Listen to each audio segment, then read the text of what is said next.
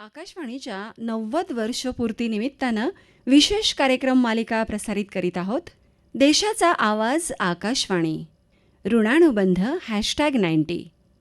नमस्कार श्रोते हो मंडळी, देशाचा आवाज आकाशवाणी ऋणानुबंध #90 या आजच्या भागात बोलणार आहोत, ज्याचा थेट संबंध आपल्या आजच्या माहितीच्या युगाशी आहे. हो, किशोर कुलकर्णी यांनी लिहिलेल्या देशाचा आवाज आकाशवाणी ऋणानुबंध #90 या 90 वर्षांच्या वाटचालीचा आढावा आपण आज या मालिकेत घेत आहोत. अत्यंत रोचक प्रवास इथं उलगडला जाईल. चला तर मग श्रोते हो, जाऊया 90 वर्षांपूर्वीच्या काळात. हो ना मंडळी, आज आपण मोबाईलच्या युगामध्ये वावरतो. हो इंटरनेट, मोबाईलवर अगदी सहज रेडिओ ऐकता येतो. हो ना. पण विचार करा, 90 वर्षांपूर्वी जेव्हा इंटरनेटचा किंवा मोबाईलचा लवलेशही नव्हता, तेव्हाचा काळ कसा असेल? तो काळ पूर्णपणे वेगळा होता. लोक एका मोठ्या लाकडी पेटीभोवती म्हणजेच रेडिओभोवती तासनतास जमायचे आणि रेडिओ ऐकत असायचे. अगदी खरंय. आज आपण एका क्लिकवर जगाशी जोडलं जातो, हो ना. पण त्यावेळी लोकांचा खरा दोस्त रेडिओच तर होता. आजच्या या भागाचा मुख्य उद्देश म्हणजे आकाशवाणी या अत्यंत मोठ्या आणि शिस्तबद्ध सरकारी यंत्रणेचा जन्म नेमका कसा झाला याचा वेध घेणं आवश्यक आहे. आणि आकाशवाणी म्हटलं की एक खूप मोठी विशाल सरकारी इमारत, खूप कर्मचारी असं चित्र आपल्या डोळ्यांसमोर उभं राहतं ना श्रोते हो. हो, मलाही अगदी असंच वाटायचं. एवढ्या मोठ्या सरकारी संस्थेची सुरुवात एखाद्या भव्य योजनेतून झाली असावी. पण जेव्हा मी हे वाचन केलं तेव्हा मला एक वेगळाच धक्का बसला. या विशाल सरकारी यंत्रणेचा आणि तिच्या सुरुवातीच्या त्या अत्यंत वेगळ्या स्वरूपाचा विरोधाभास खरंच थक्क करणार आहे. हो, तोच तर या गोष्टीचा मूळ गाभा आहे. श्रोत्यांना हे ऐकताना नवलच वाटेल की एवढा मोठा राष्ट्रीय संवादाचा कणा निर्माण कसा झाला बरं. हा बाप. अत्यंत लहान आणि पूर्णपणे अपयशी ठरलेल्या प्रयोगातून सुरू झाला होता. बाप रे, अपयशी प्रयोग हो, म्हणजे एखाद्या स्टार्टअप सारखं नाही का? अगदी तसंच. आकाशवाणीचं आजचं हे विशाल रूप समजून घ्यायचं असेल ना श्रोते हो, तर आपल्याला त्याच्या सुरुवातीच्या त्या खाजगी बीजाकडे जावं लागेल. अच्छा, म्हणजे सुरुवातीला हे सरकारी नव्हतं तर? अजिबात नाही. तुम्ही मघाशी म्हटल्याप्रमाणे ही कथा अगदी आजच्या काळातल्या एखाद्या स्टार्टअप सारखीच आहे. जून 1923चा तो काळ होता. 1923 म्हणजे बघा, रेडिओला 100 वर्षाचा वर झाले. हो. आपण तर 90 वर्षांची गोष्ट करतोय. ते कसं? हो, अगदी खरं आहे. मी त्याची निर्मितीच सांगते बरं का, ऐका. जून 1923मध्ये रेडिओ क्लब ऑफ बॉम्बेनं मुंबईतल्या एका छोट्याशा खोलीतून आपलं पहिलं प्रसारण सुरू केलं. बर, हा एक अतिशय लहान आणि प्रायोगिक प्रयत्न होता त्यांचा. एका खोलीतून? कमाल आहे बुवा. हो ना. मग त्यानंतर हळूहळू कलकत्ता आणि मद्रास क्लब सुरू झालेत.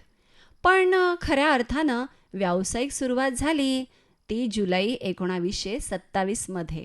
1927 मध्ये नेमकं झालं तरी काय? ऐका ना, तत्कालीन व्हॉइसरॉय लॉर्ड इर्विन यांच्या हस्ते इंडियन ब्रॉडकास्टिंग कंपनी, ज्याला आपण IBC असं देखील म्हणू शकतो, या खाजगी कंपनीच्या मुंबई स्टेशनचं खूप मोठ्या थाटामाटात उद्घाटन झालं.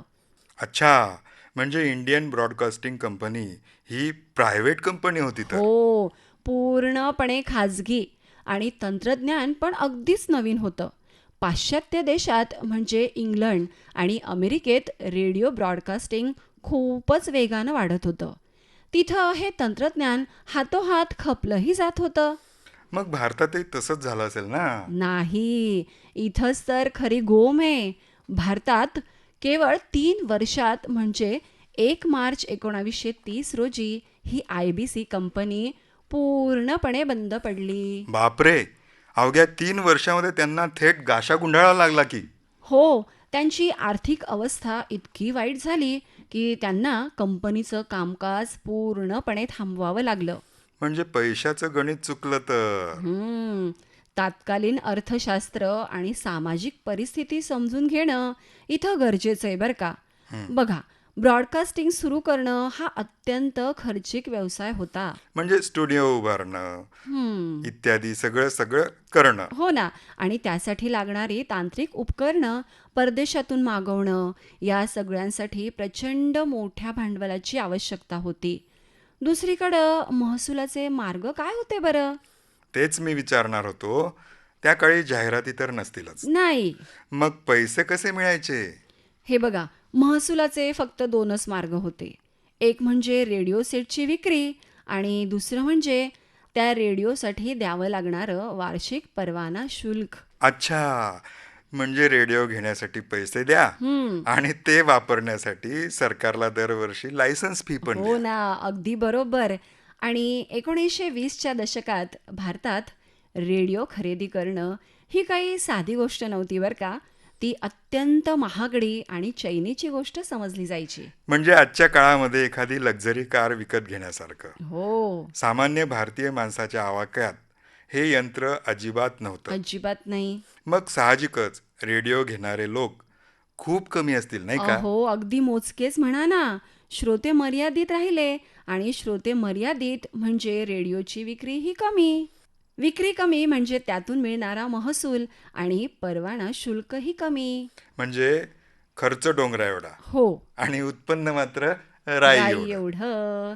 अपुऱ्या महसुलात रोजचा खर्च चालवणं, तंत्रज्ञ ठेवणं कंपनीला झेपलं नाही आणि अखेर त्याचं आर्थिक गणित पूर्णपणे कोसळलं. हा, म्हणजे कंपनी बुडाली तर. हो ना. मग इथं तर रेडिओचा विषय संपायलाच हवा होता. म्हणजे भारतामध्ये कंपनी बंद पडली म्हणजे हो, रेडिओ बंद पडला. तसं व्हायला हवं होतं, पण इथं एक मोठं आणि अनपेक्षित वळण येतं. काय झालं? अहो, कंपनी बुडाली म्हणजे रेडिओ तिथंच संपायला हवा होता की नाही? हो ना. बरोबर ना? पण जे मोजके श्रोते होते ना, ते अत्यंत जबरदस्त आणि प्रभावशाली होते. अच्छा, म्हणजे ते व्हीआयपी लोक असतील नाही का? नक्कीच. राजघराण्यातील लोकं, मोठे उद्योगपती, ब्रिटिश अधिकारी आणि या प्रभावशाली लोकांच्या जनक्षोभामुळं सरकारला एका वेगळ्याच संकटाला सामोरं जावं लागलं. म्हणजे या लोकांनी सरकारवरती दबाव आणला तर. हम्म. आणि या दबावामुळं ब्रिटिश सरकारला, ज्यांना या रेडिओ प्रसारणात अजिबात रस नव्हता ना, ते नाईलाजानं या प्रक्रियेत ओढले गेले. काय सांगताय? हम्म. म्हणजे सरकारला स्वतःहून रेडिओ सुरू करायचा नव्हता. मुळीच नाही. त्यांना ही अगदी डोकेदुखीच वाटत होती हो. पण श्रोत्यांच्या रेट्यामुळं त्यांना नाईलाजानं गुंतवणूकदार बनावंच लागलं. हा तर आणखी एक धक्का आहे. हम्म. मला वाटायचं सरकारनंच हा मोठा प्रकल्प आणला असेल. तसं नाहीये. 1 एप्रिल 1930 रोजी इंडियन स्टेट ब्रॉडकास्टिंग सर्व्हिस म्हणजेच ISBS या नावानं सरकारनं 2 वर्षांसाठी प्रायोगिक तत्वावर याची जबाबदारी स्वीकारली. बरं, म्हणजे मग त्यांनी 2 वर्षांसाठी एक प्रयोग म्हणून हे हाती घेतलं. हो. आणि तुम्हाला माहिती आहे का, त्यांनी हे काम सुरुवातीला कोणत्या विभागाकडे सोपवलं असेल बरं? अर्थातच माहिती आणि प्रसारण विभाग, नाही बरोबर हो, ना? नाही. त्यांनी हे काम उद्योग आणि श्रमरोजगार विभागाकडे सोपवलं. काय? इथंच खरी रंजक गोष्ट समोर येते. थोडं विचित्र नाही का वाटत? हो ना, वाटते हो. म्हणजे तत्कालीन प्रशासनानं रेडिओ स्टेशनला एखाद्या कापड गिरणी किंवा सिमेंटच्या कारखान्यासारखं समजलं होतं का यांना? हो ना.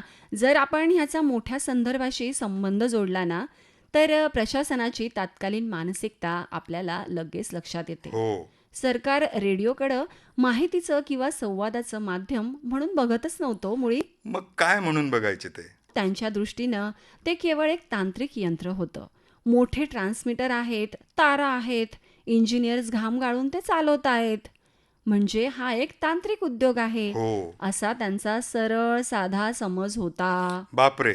हम्म, म्हणजे रेडिओची ताकद काय आहे हे त्या ब्रिटिश सरकारला सुरुवातीला कळलंच नव्हतं. नाही ना. त्यांनी त्याला कारखान्यासारखी वागणूक दिली म्हणजे. हो ना. पण हा दृष्टिकोन कायम राहिला नाही बरं का. हम्म. इथूनच प्रशासकीय दृष्टिकोनातील स्थित्यांतराचा प्रवास सुरू होतो. म्हणजे कधीतरी त्यांना साक्षात्कार झालाच म्हणायचा. एका कारखान्यासारखी वागणूक मिळणाऱ्या रेडिओचं महत्त्व प्रशासनाला कसं आणि केव्हा समजलं? जसा जसा काळ पुढे गेला की नाही तसं प्रशासनाला जाणवलं की हे केवळ एक तांत्रिक यंत्र किंवा लोखंडाचा डबा नाहीये. हं, हे झपाट्यानं माहिती पोहोचवणारं अत्यंत वेगवान आणि ताकदीचं माध्यम आहे.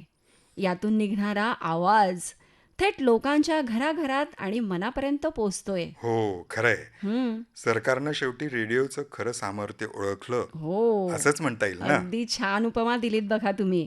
आणि या जाणीवेतूनच मे 1932 मध्ये सरकारनं एक ठाम निर्णय घेतला. हं, त्यांनी ठरवून टाकलं की हा विभाग आता कायमस्वरूपी स्वतःच्या अखत्यारीत घ्यायचा. हा काही केवळ 2 वर्षांचा तात्पुरता प्रयोग राहणार नव्हता. अच्छा. म्हणजे 1932 मध्ये त्यांना खात्री पटली, हम्म, हम्म. हे माध्यम आपल्याला हवंच आहे. हो, आणि त्यानंतर त्यांनी संस्थात्मक बांधणीला देखील सुरुवात केली. मार्च 1935 मध्ये कंट्रोल ऑफ ब्रॉडकास्टिंग हे एक स्वतंत्र आणि महत्त्वाचं पद निर्माण करण्यात आलं. बरं, म्हणजे आता त्याला एक अधिकृत दर्जा मिळत होता तर. हो, बरोबर. आणि ऑगस्ट 1935 मध्ये लिओनेल फिल्डेन हे पहिले कंट्रोलर म्हणून भारतात आले. हं, हा काळ खऱ्या अर्थानं या संस्थेच्या उभारणीचा होता. हो. रेडिओला आता करमणुकीच्या आणि तांत्रिक साधनाच्या पलीकडे जाऊन सरकारच्या नजरेमध्ये एक वेगळं हो, आणि हो. मानाचं स्थान मिळालं आणि होतं. मग तो ऐतिहासिक दिवस आला असेल ज्या दिवशी ऑल इंडिया रेडिओ हे नाव मिळालं. अगदी बरोबर. हो ना. 8 जून 1936 रोजी या इंडियन स्टेट ब्रॉडकास्टिंग सर्व्हिसचं अधिकृत नामकरण झालं ऑल इंडिया रेडिओ. हो, नंतरच्या काळात म्हणजे 1957ला याचं नाव आकाशवाणी असं बदललं गेलं. हो. 8 जून 1936 म्हणजे एका डबघाईला आलेल्या प्रयोगाचं रूपांतर आता एका दमदार राष्ट्रीय परिचयात झालं होतं. बघा. आणि पुढे जाऊन 1937 मध्ये हे काम संचार विभाग म्हणजे कम्युनिकेशन डिपार्टमेंटकडे सोपवण्यात आलं. हो, हे मात्र खूपच योग्य वाटतंय हां. उद्योग विभागापेक्षा संचार विभाग नक्कीच बरा, हो की अगदी नाही? बरोबर. आणि सरते शेवटी 1941 मध्ये माहिती आणि प्रसारण विभाग म्हणजे ज्याला आपण आज इन्फॉर्मेशन अँड ब्रॉडकास्टिंग मिनिस्ट्री असं म्हणतो, तो विभाग तयार करून ही संपूर्ण जबाबदारी तिथं सोपवण्यात आली. अखेर रेडिओला त्याचं हक्काचं घर मिळालं तर. हो ना. आता सगळी प्रशासकीय घडी बसली होती. हम्म. स्टुडिओ सुरू झाले होते. हो, सगळं कसं शांततेत आणि सुरळीत सुरू होतं. हो. आणि वरवर पाहता सगळं सुरळीत वाटत होतं हो. पण जेव्हा सर्व काही शांततेत सुरू असतं ना, तेव्हाच नियती काहीतरी वेगळा खेळ मांडते. म्हणजे काय झालं? इथंच एक जागतिक संकट उभं राहिलं, ते म्हणजे दुसरं महायुद्ध. आणि या एका संकटानं रेडिओची भूमिका एका रात्रीत आमूलाग्र बदलून टाकली. दुसरं महायुद्ध? पण महायुद्ध आणि भारतातील रेडिओचा काय संबंध? युद्ध तर युरोप आणि जपानमध्ये सुरू होतं ना. हो, तुमचं बरोबर आहे. पण यामुळं एक अत्यंत महत्त्वाचा प्रश्न निर्माण होतो. संकटाच्या काळात तंत्रज्ञानाचा वापर आणि उद्देश कसा पूर्णपणे बदलतो ना, हे इथं पाहायला मिळतं. युद्ध सुरू झालं आणि रेडिओचा जो काही शांत आणि संथ विस्तार सुरू होता, तो आता अत्यंत वेगानं होऊ लागला. अच्छा, म्हणजे युद्धाच्या गरजेपोटी. हो, कालपर्यंत जो रेडिओ फक्त गाणी, करमणूक आणि दिवसातून थोड्याशा बातम्या देण्याचं काम करत होता, मग तो अचानक राष्ट्रीय सुरक्षेचं मुख्य अस्त्र बनला.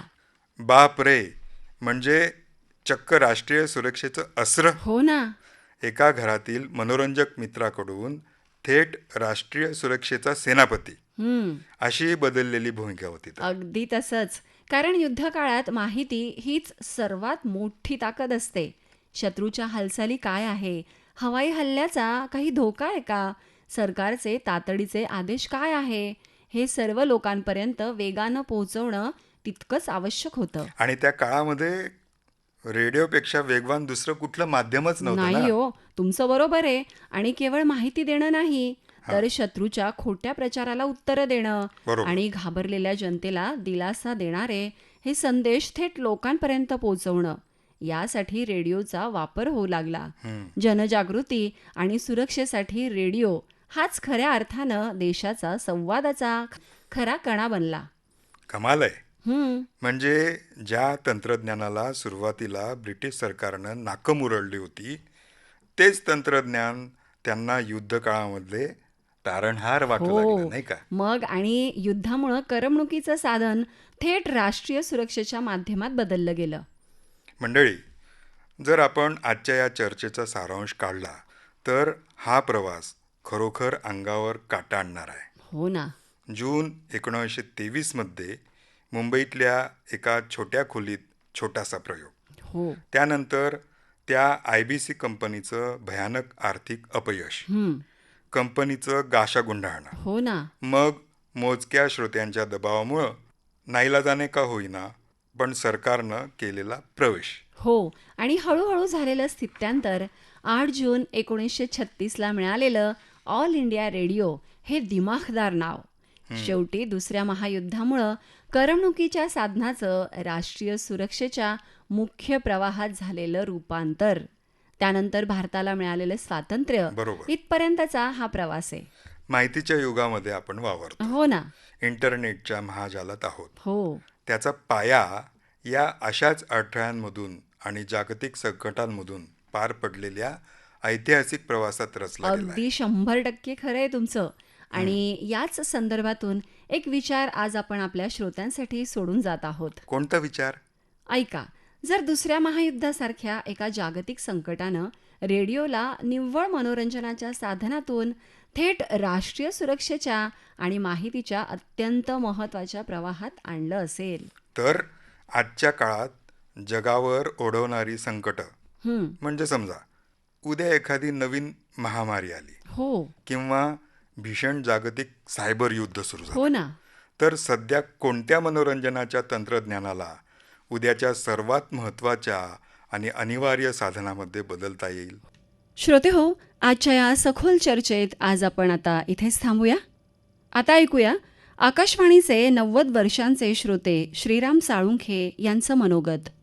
माझं नाव श्रीराम सखाराम साळुंखे, राहणार खेडगाव, तालुका चाळीसगाव. माझा जन्म 1/8/1931. शिक्षण पाचवण्याचं झालं 1950 साली. मी 7वी पास झालो. 56 मार्क मिळाले. त्यावेळेस म्हणजे हा जिल्हा मागासलेला होता निजामशाहीचा. त्यावेळेस तिथं शाळा नव्हत्या म्हणून शाळेचे नवीन भरती केली. ती आम्हाला इकडे दोन्ही जिल्ह्यात अर्ज पाठवले. 1960 साली शिक्षक म्हणून नेमणूक झाली. पहिला पगार म्हणजे 14/12/60ला ट्रेनिंग एक्सचेंजवर माझ्या नेमणूक झाली. नंतर 14/12/60ला क्लेज याच्यावर नेमणूक झाली. तिथून सर्व्हिस झाली. तेव्हा मी पहिला पगारावर रेडिओ घेतला, बुस रेडिओ. त्याच्यावर त्यांचे भाषण त्यांचं ऐकलेलं आहे. घरचे लोक, वडील माझे त्या सर्व्हिसला लागायच्या अगोदर म्हणजे 1950 सालीच माझे वडील वारलेले होते. मला शिक्षण करता आलं नाही. पुढं मी 10 वर्षापर्यंत मजुरी केली आणि नंतर 1960ला मी सर्व्हिसला लागलो. म्हणून म्हणजे मग जबरदस्त कोणीच नव्हतं, मी कोणाला विचारणार. म्हणून मी पहिलाच पगारावर रेडिओ घेतला. नागपूर, मुंबई, पुणे केंद्र बातम्या, जाहिराती, मनोरंजन कार्यक्रम जे व्हायचे ते रचायचे. मी 6 वाजेला मारुतीच्या पारावर जाऊन बसलो आणि तिथं रेडिओ घेऊन मग ते लोक तिथं ऐकायला यायचे. तिथं लोक बी यायचे आणि मुलांचं बी, विद्यार्थ्यांचा बी जमा होतो. तसं